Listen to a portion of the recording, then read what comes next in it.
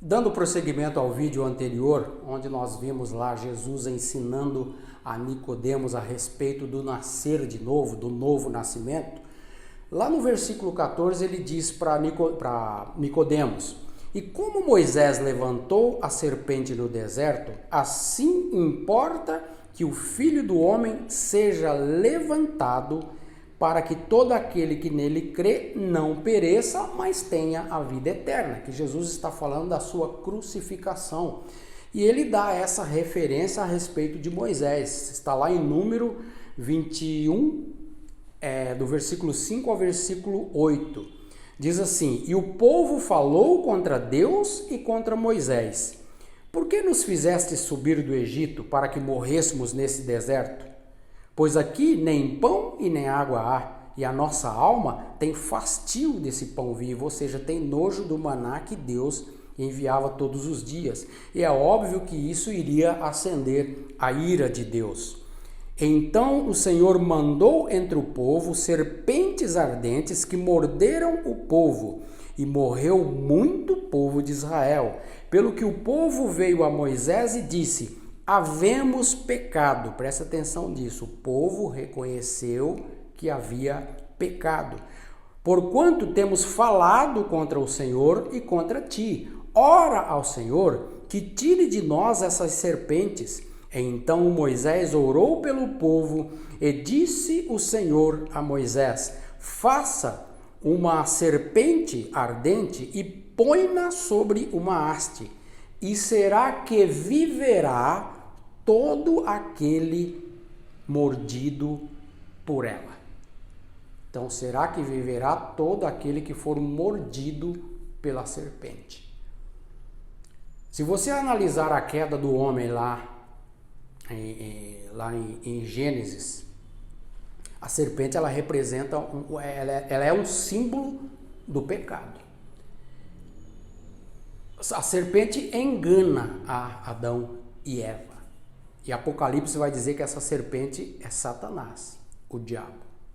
Ou seja, o homem passa a ser pecador a partir de Adão. Toda semente que nasce de Adão já é pecadora. Por isso que Paulo vai dizer lá em Romanos capítulo 3, que todos pecaram e destituídos estão da glória de Deus. E nesse momento entra duas mortes, a morte física e a morte espiritual, que é a separação de Deus. Então Jesus está dizendo: importa que o Filho do Homem seja levantado, para que todo aquele que nele crê não pereça, mas tenha a vida eterna.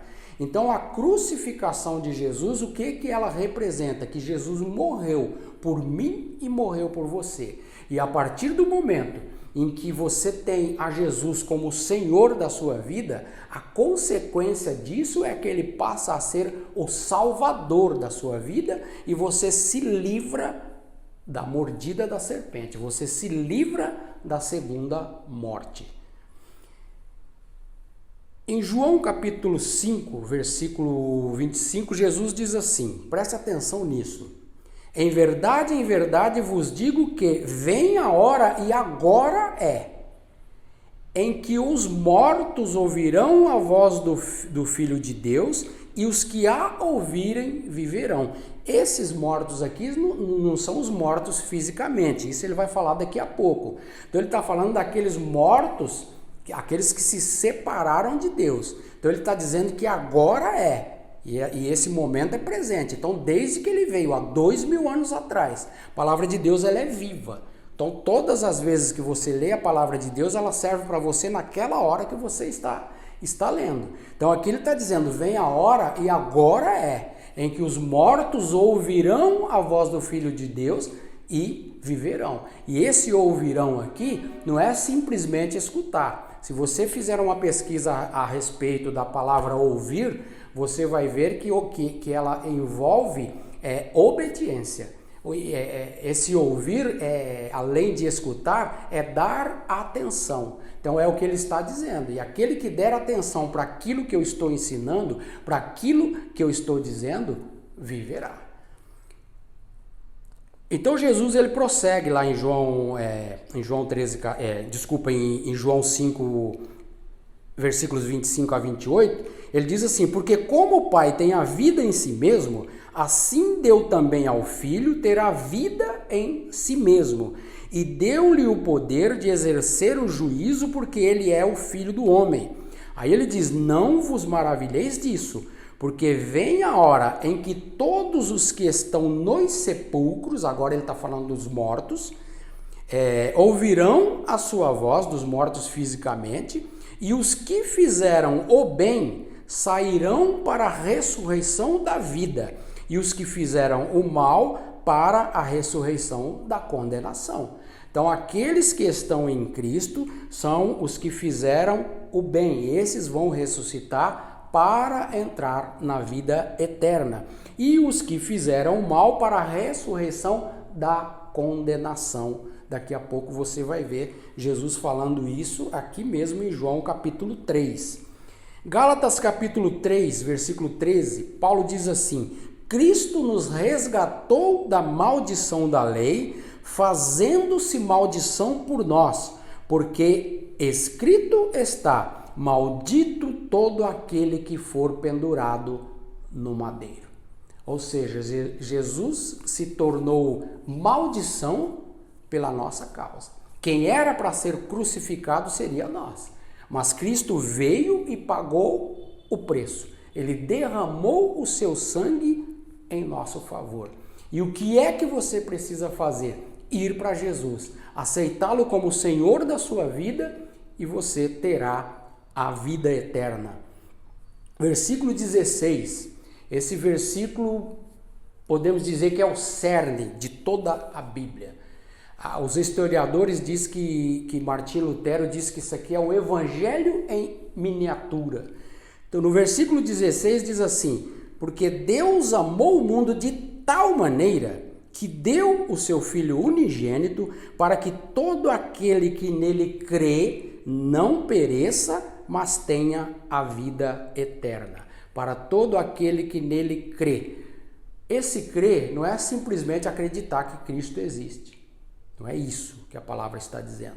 Esse crer, ele envolve fé e ele envolve obediência. Esse crer significa naquilo que ele está falando, naquilo que ele está ensinando. Nós podemos ter um exemplo disso, por exemplo, podemos ter um exemplo disso lá em Hebreus capítulo 11. O autor de Hebreus diz assim: pela fé, Abraão, sendo chamado, obedeceu, indo para um lugar que havia de receber por herança, e saiu sem saber para onde ia. Por quê? Porque Deus vem para Abraão e fala: Abraão, sai da tua terra, do meio da tua parentela, e vá para uma terra que eu lhe mostrarei. E Abraão simplesmente obedeceu, sem saber para onde ele ia. Tiago, falando a respeito de Abraão, lá no capítulo 2, versículo 22, ele diz assim: bem vês que a fé cooperou com as suas obras, e que pelas obras a fé foi aperfeiçoada, e cumpriu-se a escritura que diz: e creu Abraão em Deus, e isso foi-lhe imputado como justiça. E creu Abraão em Deus, ou seja, ele creu naquilo que Deus disse para ele. Ele teve fé em Deus e ele sabia que o que Deus disse para ele iria acontecer. Então a mesma coisa em João 3,16, para que todo aquele que nele crê em Jesus, crê naquilo que Jesus está ensinando, não pereça, mas tenha a vida eterna. João capítulo 17, porque Deus enviou seu Filho ao mundo, não para que condenasse o mundo, mas para que o mundo fosse salvo por ele. Olha o que é que Jesus diz lá em João capítulo 12. Presta atenção, como eu disse lá no início, a palavra de Deus ela é entrelaçada. A palavra de Deus ela se completa nos livros para você ter o entendimento correto. Em João 12, 47, Jesus diz assim: e se alguém ouvir as minhas palavras e não crer, eu não o julgo, porque eu vim ao mundo não para julgar o mundo, mas para salvar o mundo. Veja que é exatamente o que ele disse para Nicodemos. Então, ou seja, Jesus ele veio fazer o que? Ele veio trazer a solução. Quem me rejeitar a mim e não receber as minhas palavras, já tem quem o julgue. A palavra que tenho pregado, essa o há de julgar no último dia. Ou seja, não vai haver desculpas. Nós seremos julgados por aquilo que Jesus ensinou, pela palavra de Deus. Então, a partir do momento em que eu sigo uma doutrina completamente contrária àquilo que a palavra de Deus está ensinando, se eu venho a aceitar os ensinamentos do mundo, os ensinamentos que não tem nada a ver com a palavra de Deus, se eu fico atrás de ciência, filosofia e outros mitos, outras fábulas compostas, por assim dizer, eu vou estar fora da palavra de Deus e a minha sentença, pode ter certeza absoluta, Jesus vai falar disso, a minha sentença será a condenação. Versículo 18, presta atenção no que Jesus está dizendo. Quem crê nele não é condenado, mas quem não crê já está condenado. Por que é que já está condenado? Deus é pai da humanidade por criação. E só é filho de Deus aquele que recebeu a Cristo como Senhor da sua vida. Então, aquele que crê não é condenado. Mas aquele que não crê já está condenado. É isso que Jesus está dizendo. Então, já está. A humanidade já está condenada. Somente aqueles que vão para Cristo é os que vão se livrar da segunda morte e obter a vida eterna.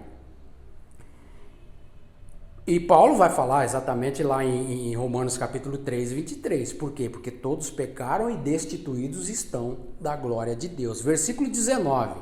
Aí Jesus diz, e a condenação é esta, que a luz veio ao mundo e os homens amaram mais as trevas do que a luz, porque as suas obras eram más.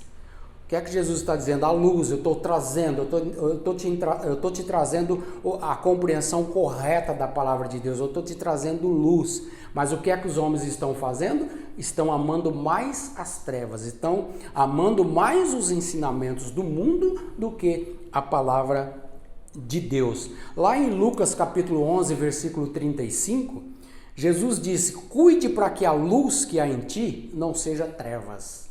Por quê? Porque você está participando de uma doutrina diferente achando que isso é luz.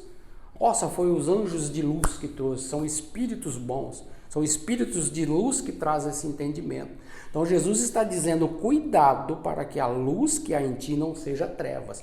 E o apóstolo Paulo lá em 2 Coríntios 11, 14, ele diz o seguinte, que Satanás se disfarça de anjo de luz. E esse é o grande objetivo do diabo, tirar as pessoas da presença de Deus. Fazer com que as pessoas se desviem da palavra de Deus. Por quê? Porque essas pessoas vão conhecer a verdade e a verdade vai vos libertar. Por isso que Jesus diz, conhecereis a verdade vos libertará. Versículo 20. Porque todo aquele que faz o mal despreza a luz e não vem para a luz para que as suas obras não sejam reprovadas. Então, por que é que as pessoas não fazem como os bereanos, por exemplo, lá em Atos dos Apóstolos? Os apóstolos e discípulos iam pregar para eles, falando a respeito de Jesus, que Jesus era o Messias que havia de vir, e falando também a respeito da ressurreição dos mortos. O que é que os bereanos faziam? Corria nas Escrituras para verificar se era exatamente aquilo que eles estavam falando. Então, a mesma coisa nós temos que fazer hoje. Nós temos que ir para a luz da palavra de Deus para ver se o tipo de doutrina que eu estou seguindo não está contra aquilo que a palavra de Deus diz. E a própria palavra de Deus, ela diz para você verificar, para você examinar o tipo de fé que você anda. Qual é o tipo de fé que você está andando? Em que você está tendo fé? Versículo 21. Aí Jesus diz, mas quem pratica a verdade vem para a luz, a fim de que as suas obras sejam manifestas. Por quê? Porque são feitas em Deus. Então aquele que quer conhecer a verdade, o que é que ele faz? Ele vem para a palavra de Deus.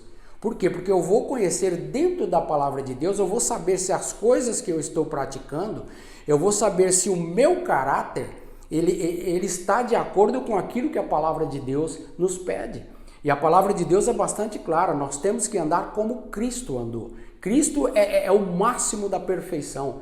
E a palavra de Deus diz que o grande objetivo de Deus o Pai é nos transformar à imagem e semelhança de seu Filho. E isso só vem através do ensinamento da palavra de Deus, que é ensinada pelo Espírito Santo. Então ele diz no versículo 21, mas quem pratica a verdade vem para a luz. O próprio Jesus lá em João capítulo 8, ele diz, falou-lhes pois Jesus outra vez dizendo, eu sou a luz do mundo, quem me segue não andará em trevas, mas terá a luz da vida. Então quando ele diz aqui eu sou a luz do mundo, ele está falando de quê? Da palavra. Jesus não está aqui no nosso meio hoje, como ele estava há 2000 anos atrás, para nós aprendermos com ele pessoalmente. Não, hoje ele nos fala através da palavra. Palavra de Deus. Então ele está dizendo, eu sou a luz do mundo. É o que João diz lá no capítulo 1, versículo 14. E o verbo se fez carne e habitou entre nós. É exatamente isso. Lá em 2 Coríntios, capítulo 5, versículo 17, olha o que o apóstolo Paulo diz. Assim que, se alguém, presta atenção que tem uma condição, assim que, se alguém está em Cristo, nova criatura é, ou seja, nasceu de novo. Nova criatura é, as coisas velhas já passaram, eis que tudo se fez novo. E tudo isso provém de Deus, que nos reconciliou consigo mesmo por Jesus Cristo. Ou seja, a reconciliação. Deus, o que é que ele fez através de Jesus? Nos reconciliou com ele novamente. Essa condição a raça humana perdeu em Adão. Então Jesus ele veio exatamente para isso, para nos restaurar à presença de Deus o Pai. E ele diz o seguinte, consigo mesmo, ele nos reconciliou consigo mesmo por Jesus Cristo e nos deu o ministério da reconciliação.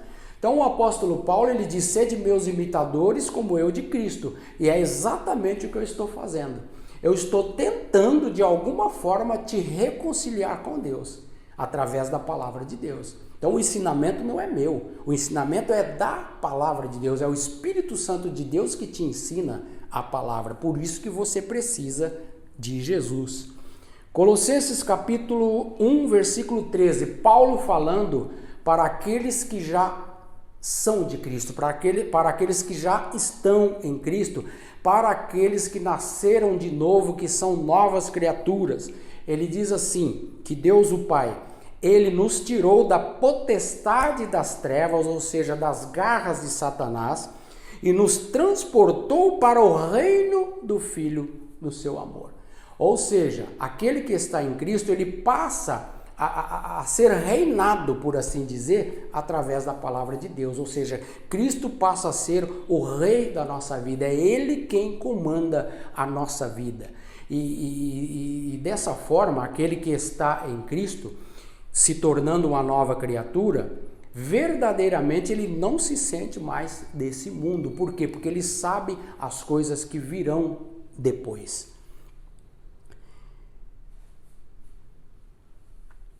E ele prossegue aqui, ele nos transportou para o reino do Filho do seu amor, em quem temos a redenção. O que é redenção? Libertação, resgate, salvação em Jesus, pelo seu sangue, ou seja, o derramamento do sangue de Jesus, dando a vida dele pela minha causa e pela sua, se você o aceitar como o Senhor da sua vida. Pelo seu sangue, a saber, a remissão dos pecados, ou seja, teu pecado perdoado. A partir do momento em que você aceita Cristo como o Senhor da sua vida, tudo que você fez anterior, Jesus joga num mar de esquecimento. Deus esquece.